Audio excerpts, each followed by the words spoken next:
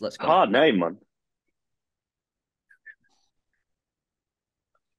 You know what? One time we were doing one of these setups for the video, we pressed recording, and you should have seen Ollie's composure. I was so close to putting it. I was this close to putting it in the video. He went,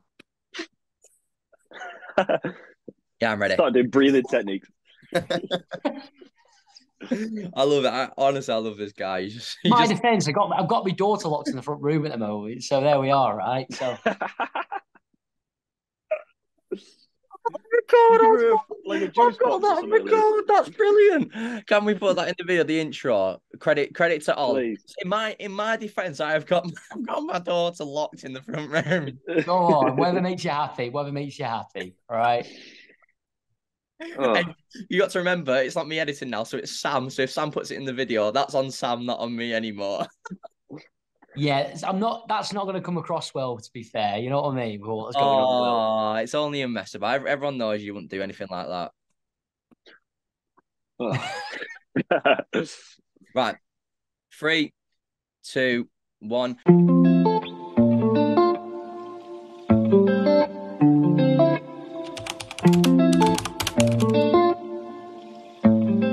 Hello and welcome back to the Rose Reports YouTube channel. Whilst we have been gone this summer, we've been enjoying our summer whilst it's lasted. We did the Neil Ennis, obviously joining, did that video, brilliant. Me and Barney, if you want to check that out, we'll make sure to put it at the end. Brilliant video, a little bit of a rundown on the player, seems really good.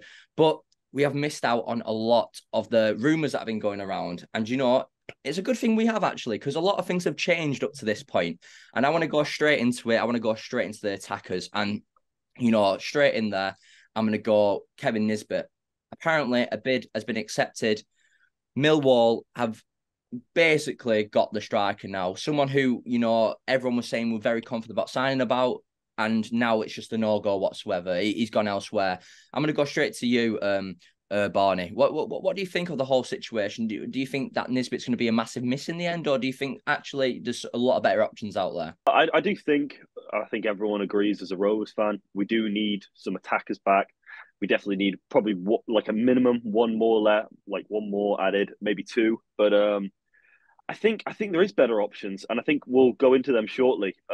It is a miss, of course. He's a good goal scorer, good profile, physically strong. It's what you need in the championship. But I think there's some other options, and we will get into them soon. So I can't wait for that. Yeah, and Ollie, yourself, you know, Kevin Nisbet, you know, he's quite a prolific striker up in Scotland at the minute, made a couple of international appearances as well. What do you think? Do you think it's a miss, or do you think actually, you know what, it's not that bad? I think there's other options out there. I've quoted saying many times with Rovers that our average squad age now is between, I think, 23 to 24. And to be fair, we're not going for, I'm sure that more and more will come as time comes with experience and more players might be rumoured. But, I think going for these youthful um, players, mid 20 sort of thing, it's a good level what we're looking at, really. No, I don't massively see it as a miss. I think there's many other options out there. Yeah, and like you said there, you know, there is a lot of other options. And who I'm going to go on to now here is the Dutch striker, Dylan Vente. I'm going to just focus on Barney with this one because I know Barney knows a little bit about the bloke. You know, he has got a good scoring record in the Dutch second division. He looks like he's been pretty good there. You Mm. know, Roda have just finished fifth in the Dutch second league. You know, what do you think of the boy, Barney? Well, I think firstly you got to look at him. He's good age, 22, 23. That age that we you got to look for to find. A player that can develop with the team. If you look at his past two seasons, it's 20 goals plus 20 goals a season, which anywhere to do is a very hard thing to do. And if you look at his stats as well for the teams he's played for, he's actually got 1,000 minutes for Feyenoord, and he's actually scored quite a few goals for them off the bench. So it's something to look at as well. Like he's clearly got that top league professionalism that you need. Maybe with JDT with his links with Feyenoord, maybe that might help with the deal. I think if you go look at an attacker, I would probably say I would have favoured him over Nesbitt, and I probably would have said that a few weeks ago. Looking at both of them, I think he could be a very good prospect, and I think it'd be dumb if we didn't at least try and approach them for him. And I'm hoping he's one of those players that Greg Broughton talked about him and JDT talking about, like having personal contract talks with. So I hope there's some good developments with that. Yeah, and a lot of you might be thinking that's quite weird. Going to Barney for Venti when we've got the Costa Coffee man, Ollie, underneath us, and we all know a Venti coffee, you can't go wrong on your extra large. It's what it's all about. But we're gonna go to Ollie here instead with Tom Cannon. Tom Cannon, obviously at a rival team this year. I said on Twitter and got bolted for it completely. He did really well in a very mid Preston team. Obviously forgetting we didn't beat that Preston team this season, which, well done to Matt, well done to me for that. That's brilliant. But I still stick by my word. I think he did really good in a very mid team. So, Ollie, what do you think of Tom Cannon? Do you hope there's some more, talks in the future about him coming to Blackburn? Well, first and foremost, Venti is a Starbucks product, and it's Venti for large. So let's get it right before we start misquoting products. Sorry. All right. Oi. Anyway, look. That's the only coffee joke I had. I know you work at Costa, but Starbucks is better. Sorry, mate. I knew those jokes were going to filter through. Anyway, do you know what? Look, I'm quite excited about getting early business done already and being linked. And I don't know about you boys, but in the past and previous times with Rovers, it seems always late rumours, not a lot of talk, very quiet on the ground. Now, and I've said this too in previous videos that I've done via my TikTok, is like, it's a massive summer because January was just an absolute flop. And you'd like to think then since January, they've actually been onto these players. They've been early doors. And look, a little bit of Premier League experience, I think, obviously, with I think it's Everton, I believe it is. Yeah. Championship experience. I've very merely quoted by a couple of Preston fans saying that the lad's got bags of energy.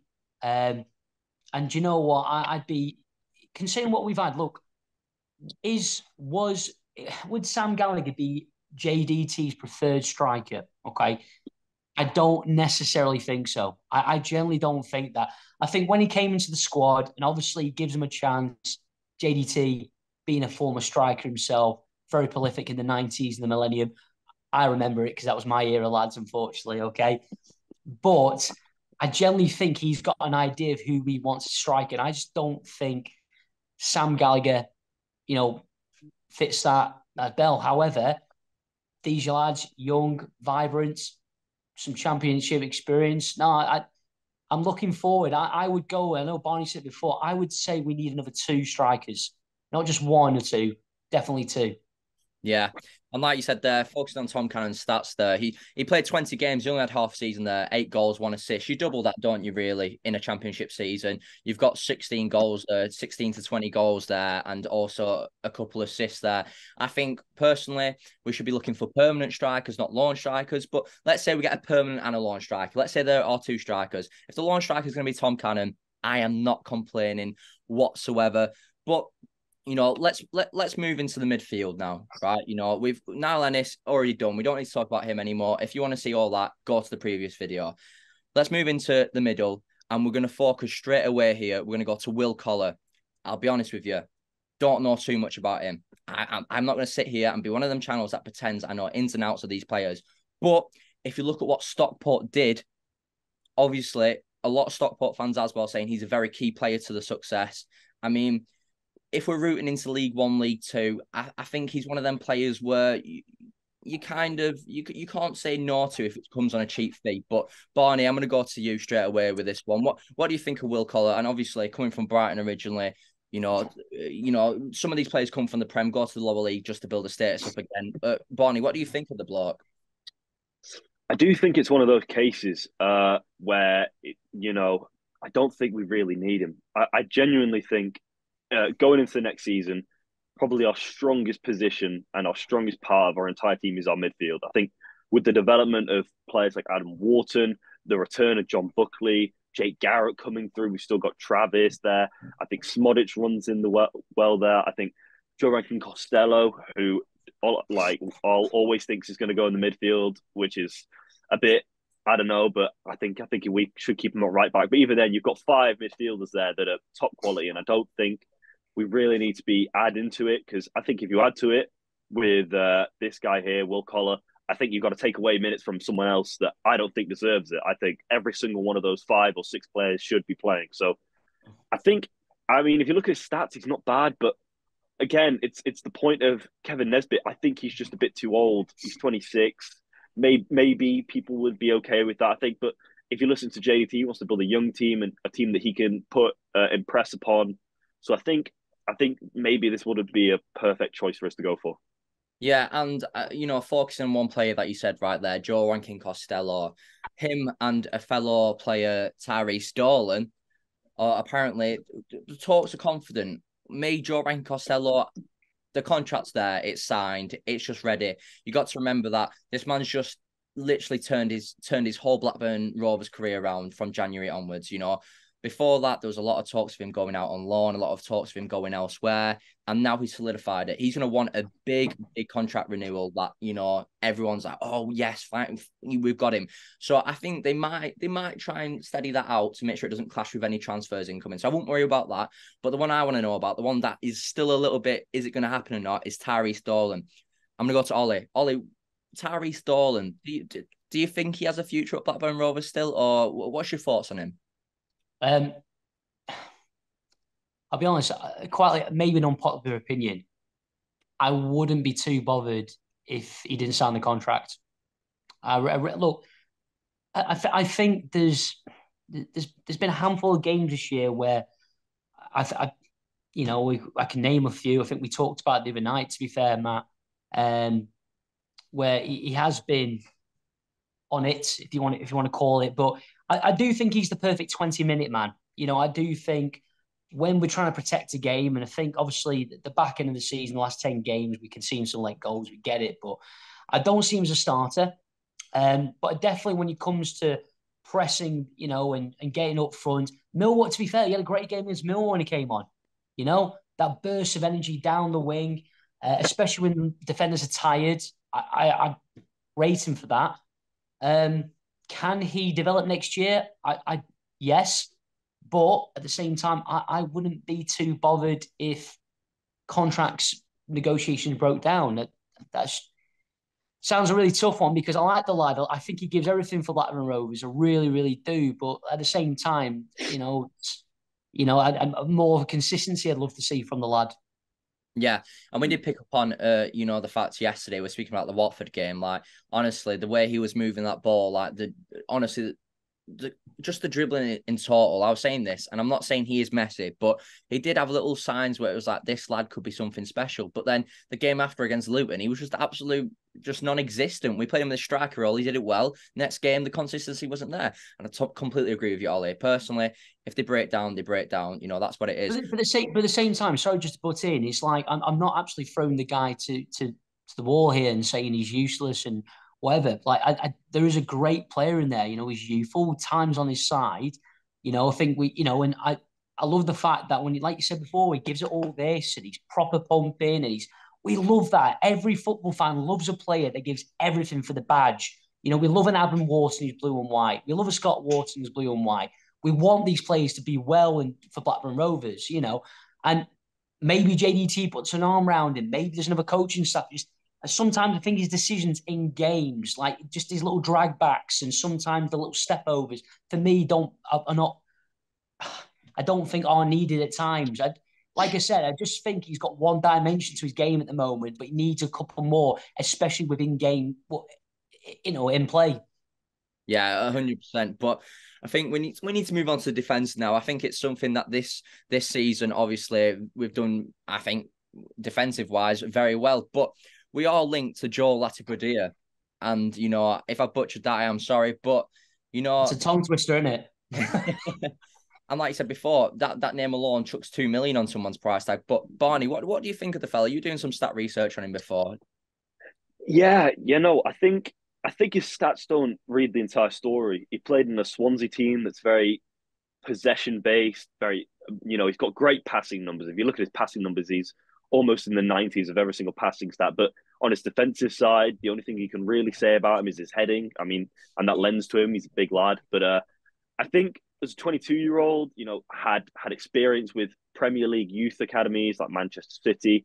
I think definitely a good player in there, but I think again, it's one of those cases of it's if he was brought in, not only would we have to pay big wages for him, apparently you said something about Swansea not renewing him because he wants 10 grand a week, and you think that would put him as like top three of our biggest earners, which is I think would be a very dumb decision.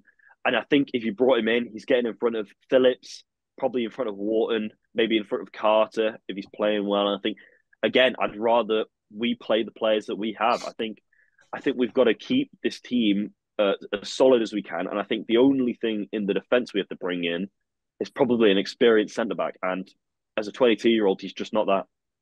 Yeah, and that's what happens when you're a Man City youth, really, when it comes to money. Man City youth are always going to be on top dollar, aren't they? And unfortunately, when you get to the Championship, you've got to realise there's no Manchester Cities unless you're going to the Norwich or the West Broms. But to do that, you've got to be a serious player. And, Swansea, like you said, Swansea has put some very good stats in, but if they're not willing to spend the dosh, because they've got the dosh, we know Swansea got the dosh, then is it worth us spending the dosh? I don't know. I don't think so. But last person we're going to focus on here, before we do end the video, is Thomas Kaminski. Obviously, we'll link to the Wimbledon keeper, Nikola Tazanev.